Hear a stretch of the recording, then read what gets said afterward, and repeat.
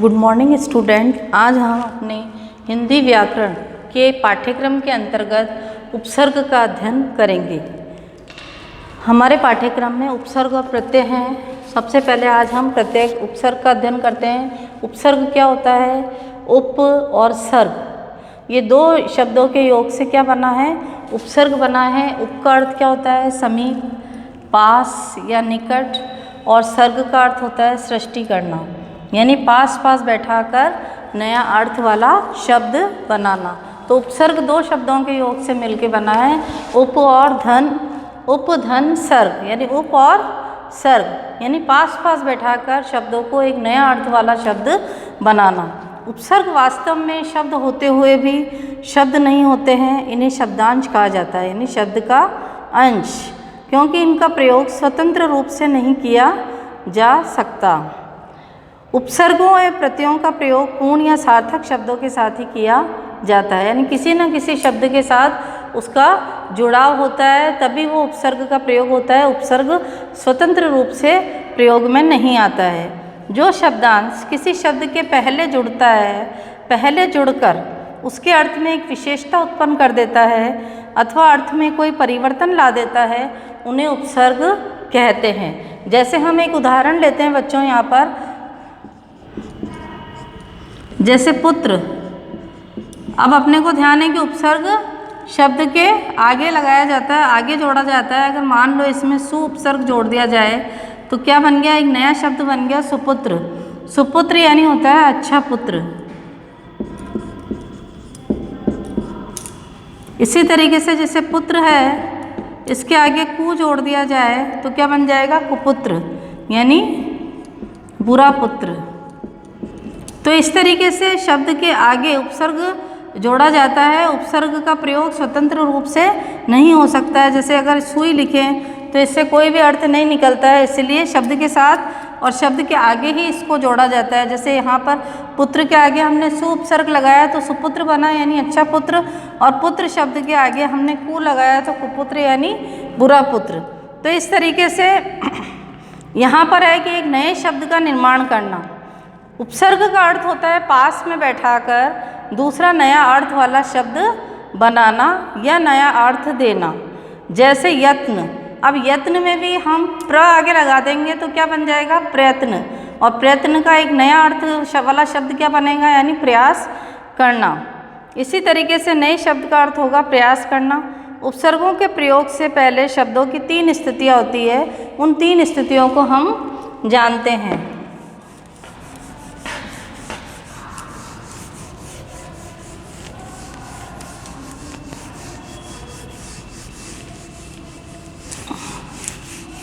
तो देखिए, उपसर्गों के प्रयोग से पहले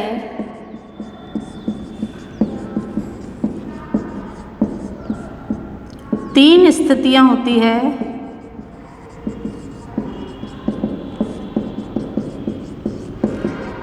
तीन स्थितियां होती है। पहला कि उपसर्ग का प्रयोग करने से क्या चेंज आते हैं, क्या परिवर्तन आते हैं? तो शब्दों में एक नई विशेषता उत्पन्न हो जाती है।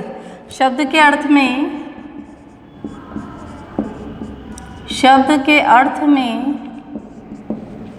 एक नई विशेषता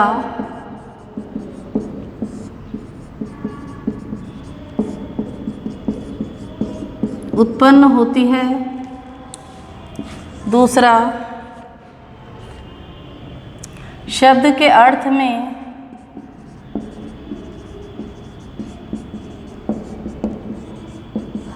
प्रतिकूलता, शब्द के अर्थ में प्रतिकूलता उत्पन्न होती है।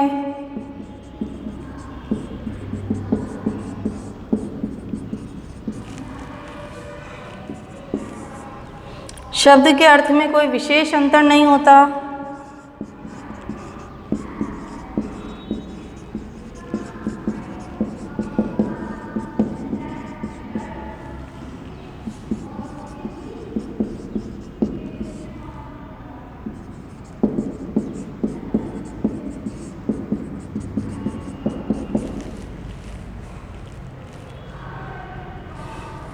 तो देखिए, सबसे पहले उपसर्गों के प्रयोग से पहले 3 स्थितियाँ होती है। शब्द के अर्थ में एक नई विशेषता उत्पन्न होती है, शब्द के अर्थ में प्रतिकूलता उत्पन्न होती है और शब्द के अर्थ में कोई विशेष अंतर नहीं होता है। प्रतिकूलता का अर्थ है कि किसी शब्द का एक अलग अर्थ निकल रहा है और अगर मान लो उपसर्ग का प्रयोग करने से उसमें उसका दूसरा अर्थ निकलता है। जैसे कि हमने पुत्र का उदाहरण बताया कि पुत्र में अगर सु लगा देंगे तो सुपुत्र बन जाता है और पुत्र में कु लगा देंगे तो कुपुत्र बन जाता है, यानी उसका बिल्कुल विपरीत अर्थ हो जाता है।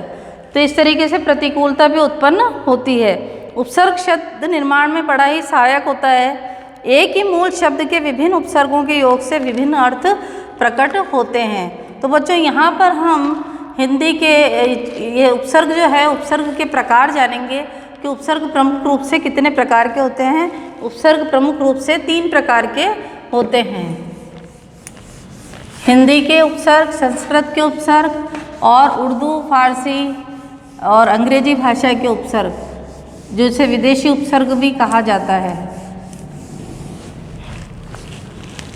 तो सबसे पहले यहाँ पर देखिए, हिंदी भाषा में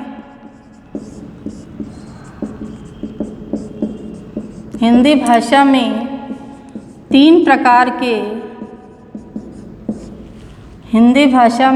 प्रकार के उपसर्गों का प्रयोग किया जाता है।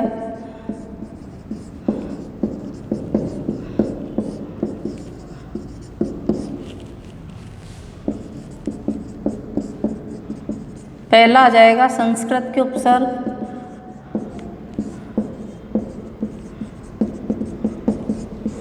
दूसरा आएगा हिंदी के उपसर्ग,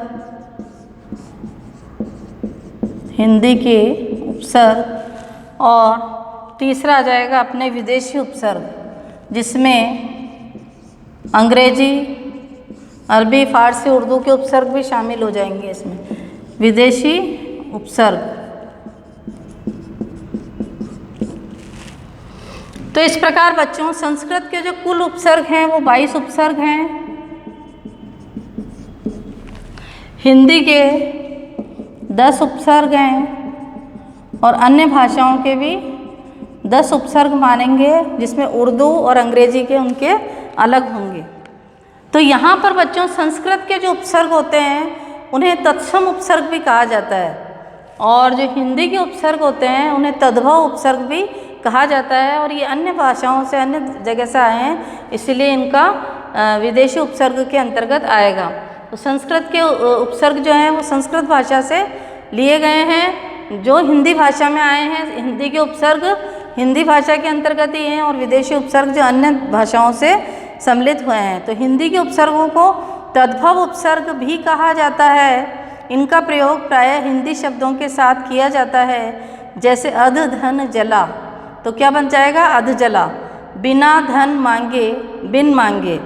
इसी तरीके से जो संस्कृत के उपसर्ग होते हैं बच्चों, संस्कृत के उपसर्ग को तत्सम उपसर्ग भी कहा जाता है। ये उपसर्ग प्रायः उन शब्दों के साथ जुड़े रहते हैं जो संस्कृत भाषा से हिंदी भाषा में आए हैं, जैसे अति धन आचार, अत्याचार, दुर्धन लभ, दुर्लभ। इसी प्रकार से विदेशी जो उपसर्ग होते हैं वो इन्हें आगत उपसर्ग भी कहा जाता है। जैसे ये तो हो गए तत्सम उपसर्ग, ये हो गए आपके तद्भव उपसर्ग, और जो विदेशी हैं वो हो जाएंगे आगत उपसर्ग। आगत उपसर्ग, तो इन्हें आगत उपसर्ग कहा जाता है विदेशी उपसर्गों को। विदेशी उपसर्गों में अरबी, फारसी और अंग्रेजी उपसर्गों का प्रयोग विदेशी भाषा के शब्दों के साथ किया जाता है। इस प्रकार के शब्द भी हिंदी भाषा में प्रयोग किए जाते हैं, जैसे ना धन समझ, ना समझ, हम धन सफ़र, हम सफ़र, हर धन दम, हरदम, अति धन आचार, अत्याचार। तो इस तरीके से बच्चों 3 प्रकार के उपसर्ग प्रमुख रूप से माने गए हैं। आज हम सबसे पहले संस्कृत के उपसर्ग के बारे में जानेंगे। संस्कृत के उपसर्ग, तो संस्कृत के उपसर्ग के उदाहरण देखते हैं हम कि किस प्रकार से उनके अर्थ और उनके शब्द अलग का निर्माण किया जाएगा।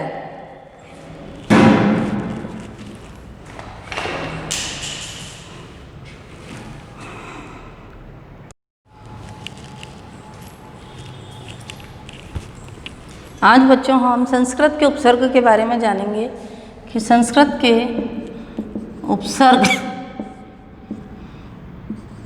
के उदाहरण।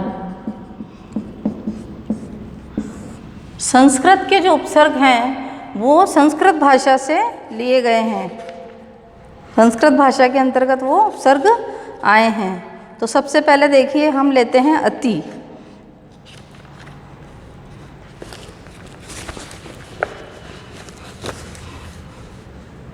यहाँ पर हम लिखेंगे सबसे पहले उपसर्ग,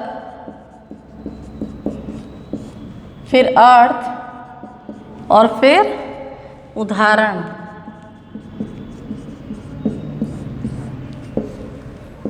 उपसर्ग, अर्थ और उदाहरण।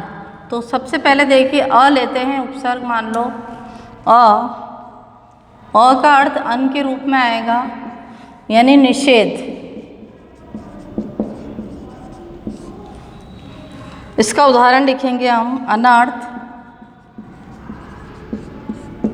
अनाथ, अधर्म। इसी तरीके से दूसरा, इसके कुल 22 उपसर्ग माने गए हैं संस्कृत के। आ का अर्थ मानेंगे हम तक या पूर्ण, जैसे आक्रमण, आजीवन, आजीवन, आचरण और आमरण। आमरण यानी जीवन भर तक। इसी तरीके से तीसरा उदाहरण लेंगे अनु। अनु का अर्थ मानेंगे हम यहाँ पर पीछे, जैसे अनुगामी, अनुचर, अनुरोध, अनुरोध और अनुकंपा। इसी तरीके से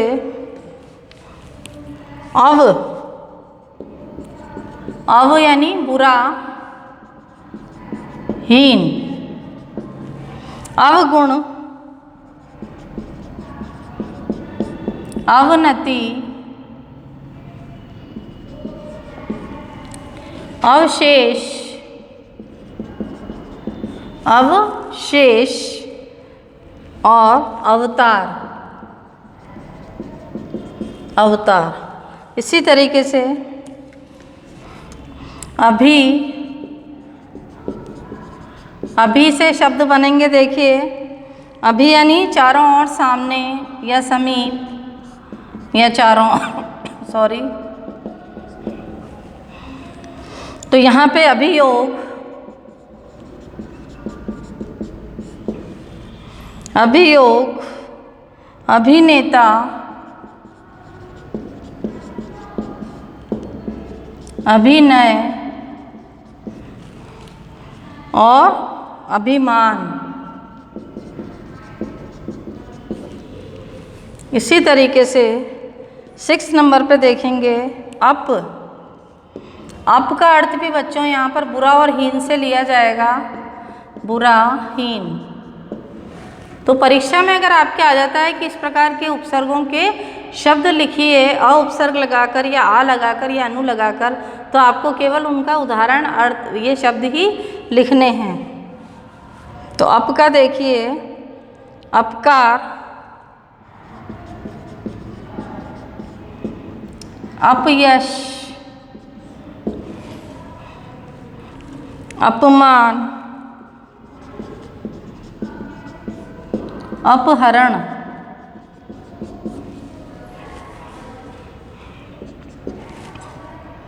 अधि,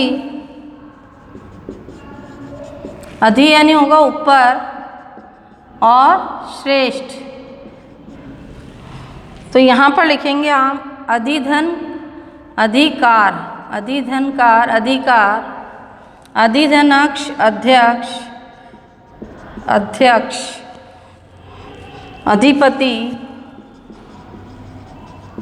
अधिपति और अधिनायक, अधिनायक। तो देखो बच्चों, हम फिर से इसका दोहरान करते हैं। अनर्थ, अनाथ, अधर्म। आक्रमण, आजीवन, आचरण, आमरण। अनुगामी, अनुचर, अनुरोध, अनुकंपा। अवगुण, अवनति, अवशेष, अवतार। अभियोग, अभिनेता, अभिनय, अभिमान। अपकार, अपयश, अपमान और अपहरण। अधिकार, अध्यक्ष, अधिपति और अधिनायक। इसी तरीके से आगे और उदाहरण जानेंगे हम।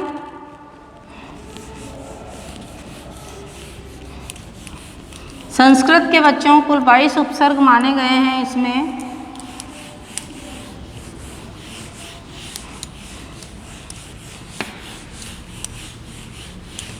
तो आगे देखिए, आगे उदाहरण जानते हैं बच्चों। नंबर 8 पे आ जाएगा, मान लो उत उपसर्ग लगाकर नया अर्थ बनाना है शब्द। उत यानी होता है ऊपर और श्रेष्ठ। तो यहाँ पर लिखेंगे हम उत्थान,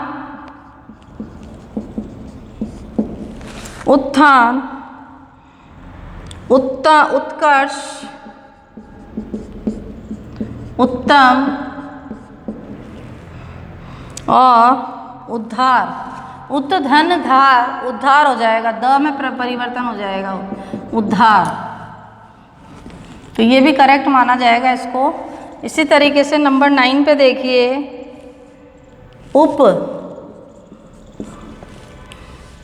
उप यानी समीप, छोटा।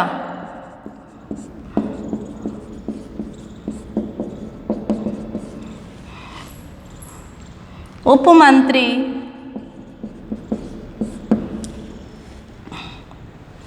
उपयोग,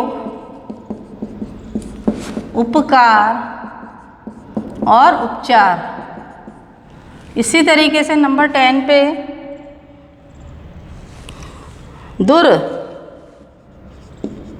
दुर यानी बुरा भी होता है और कठिन भी होता है ना।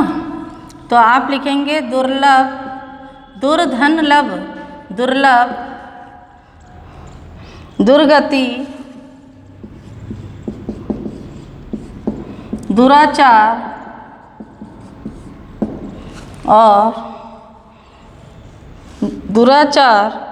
दुर्भाग्य, दुर्भाग्य। आगे नंबर 11 पे देखिए, दुष् यानी कोई भी कठिन कार्य होता है, दुष्कर जैसे कठिन। तो दुष् धन कर, यहाँ पर लिखेंगे हम नया शब्द दुष्कर। दुष् और धन कर यानी दो, दुष् यानी उपसर्ग और कर यानी शब्द। तो दुष् धन कर यानी दुष्कर, श षटकोण में परिवर्तन हो जाएगा इसका, दुष्कर। दुस्साहस,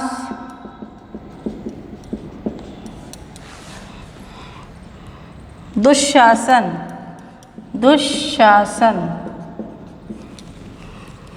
आगे देखिए,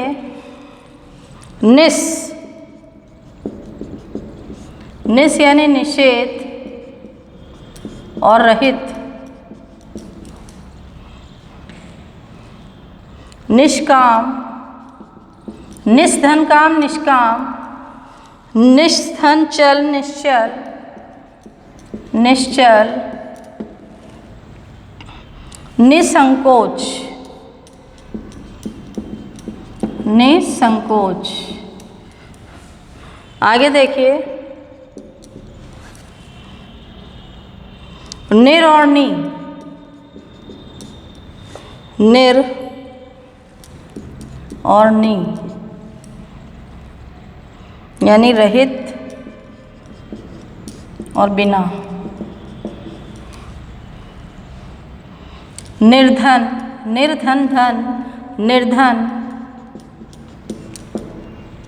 निरपराध, निरोग और निर्विघ्न यानी बिना किसी बाधा के काम संपन्न होना, निर्विघ्न। र की मात्रा आएगी यहाँ, निर्विघ्न। इसी तरीके से निर्दोष, निर्मल, निर्जन भी हो सकता है। निर्दोष, निर्मल और निर्जन। तो इसका अभ्यास करेंगे हम। देखिए, उत्थान, उत्कर्ष, उत्तम, उद्धार। उपमंत्री, उपयोग, उपकार, उपचार। दुर्लभ, दुर्गति, दुराचार, दुर्भाग्य। दुष्कर, दुस्साहस, दुशासन। निष्काम, निश्चल, निसंकोच। निर और नि रहित या बिना। निर्धन, निरपराध, निरोग, निर्विघ्न, निर्दोष, निर्मल और निर्जन। तो इस तरीके से इसमें निरुपसर्ग का प्रयोग हो रहा है। आगे और कुछ और उदाहरण देखेंगे बच्चों हम। तो ये हम कर रहे हैं संस्कृत के उपसर्ग। संस्कृत के उपसर्गों को तत्सम उपसर्ग भी कहा जाता है। इसी प्रकार से जो हिंदी के उपसर्ग होते हैं उनको बच्चों तद्भव के रूप में जाना जाता है, और जो विदेशी उपसर्ग होते हैं वो आगत उपसर्ग के रूप में होते हैं। तो ये हम मानेंगे तत्सम उपसर्ग। आगे देखिए,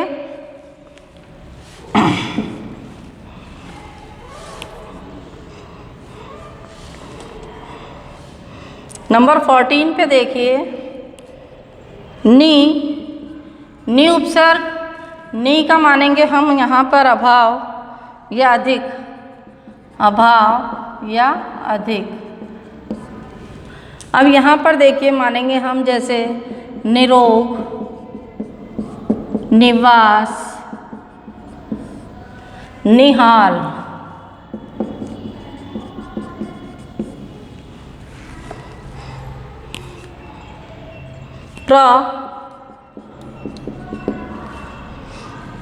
प्र यानी अधिक,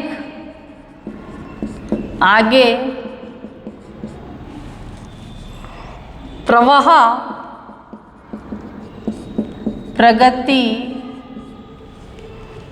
प्रक्रिया,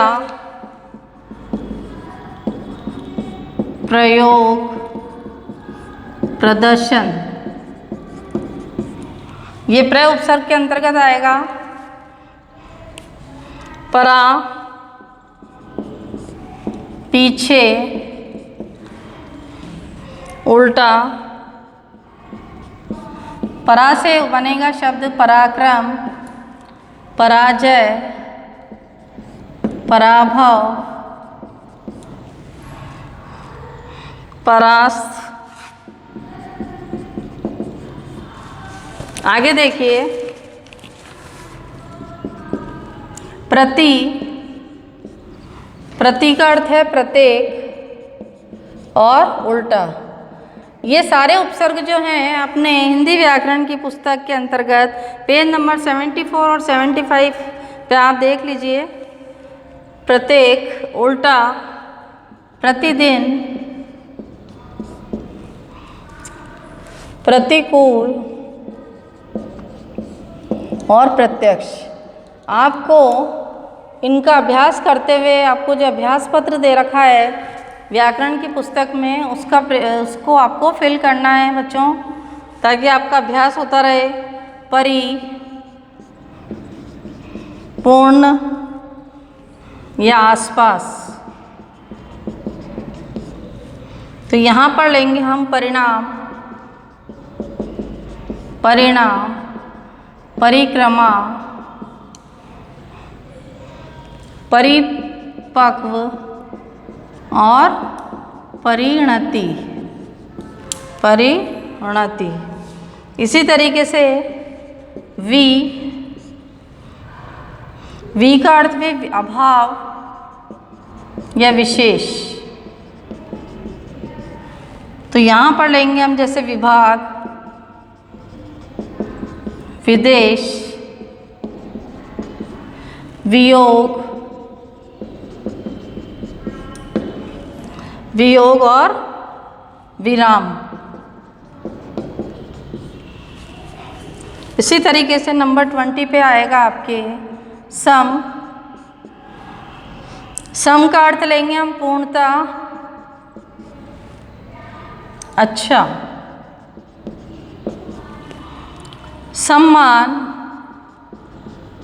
समधन मान सम्मान, समधन गम, संगम अनुस्वार के रूप में आ जाएगा ये।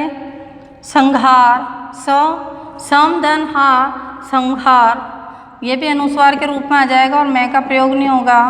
संहार, संवाद, संवाद, समधनवाद संवाद, तो उसको भी मैं हटा के और सम का प्रयोग ना करते हुए अनुस्वार आ जाएगा।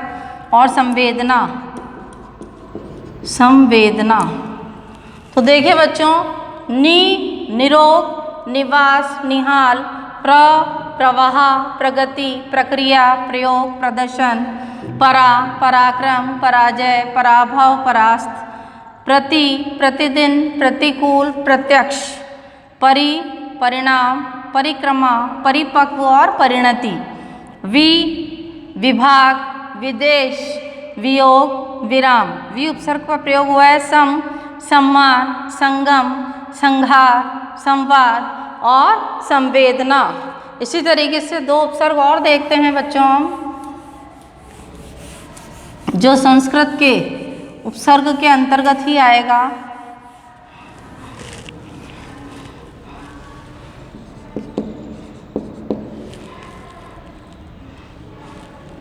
स,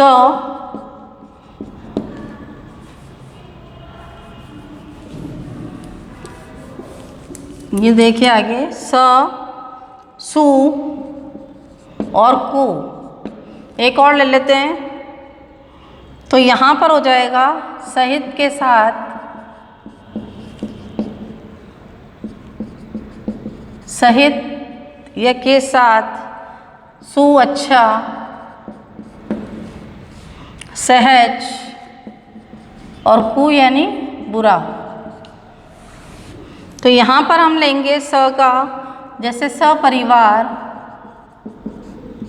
शब्द लेंगे, सपरिवार, ससम्मान, ससम्मान और सकुल। संकुल होता है ना पूरा कुनबा एक तरह से। इसी तरीके से सुकर्म, सुगम, सुलभ, सुलभ और सुशील। इसी तरीके से कुरूप, कुकृत्य, कुपुत्र और कुयोग। तो फिर से देखिए, इसका अभ्यास करते हैं। सपरिवार, ससम्मान, सकुल, अच्छा, सुकर्म, सुगम, सुलभ, सुशील, कुरूप, कुकृत्य, कुपुत्र और कुयोग। तो इस तरीके से आज हमने संस्कृत के उपसर्गों के उदाहरण के बारे में जाना। तो इसका आप अभ्यास करते रहेंगे और अभ्यास पत्र के माध्यम से इसको करेंगे।